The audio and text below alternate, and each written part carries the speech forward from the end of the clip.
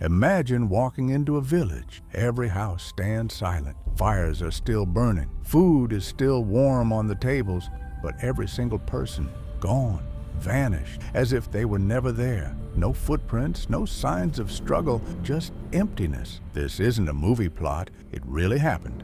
And to this day, no one truly knows why. This is the chilling mystery of Lake Anjikuni, the town that disappeared overnight. In the freezing wilderness of northern Canada lies Lake Anjikuni, a remote spot known mostly to trappers and Inuit hunters. But one night, nearly a century ago, something happened there that defies explanation.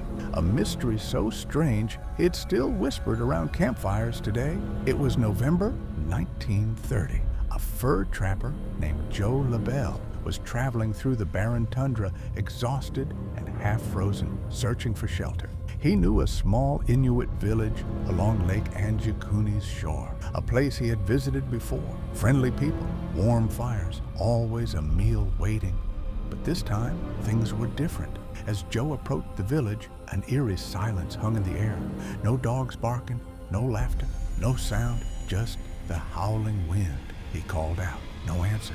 When he entered the first hut, the fire was still burning.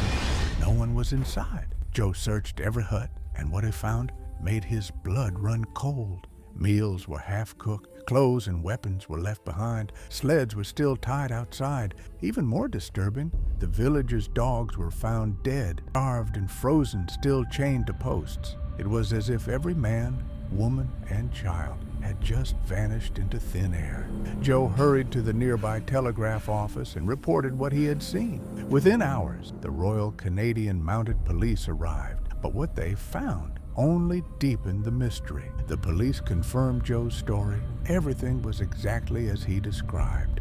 No signs of violence, no footprints leading away, nothing that made sense. Even the graveyard near the village seemed disturbed. According to the reports, graves had been opened, but not robbed. The bodies missing. And then there was the sky. That same night, several fur trappers nearby claimed they saw strange blue lights flashing over Lake Anjikuni, moving fast like glowing orbs. Could it have been the northern lights or something else entirely? Over the years, many theories have tried to explain what happened. Some say it was mass migration, that the villagers simply left due to food shortages or harsh weather. But why leave behind food, weapons, and dogs, their lifeline for survival?